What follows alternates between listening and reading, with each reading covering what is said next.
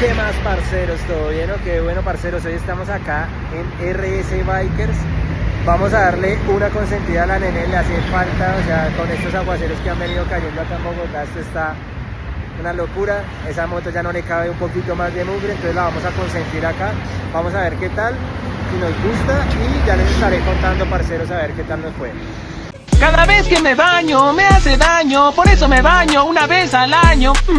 Los manes son una chimba, acá ya estábamos acabando la lavadita de la moto y me encimaron la lavada del casco porque sí, también hacía falta. Pero bueno, parceros, saquen sus propias conclusiones. Desde mi punto de vista, los manes se esmeran bastante por entregarle una moto bien limpiecita, se fijan bastante en los detalles, entonces es algo bastante bueno. Vengan, visítenos y cuéntenme cómo fue su experiencia.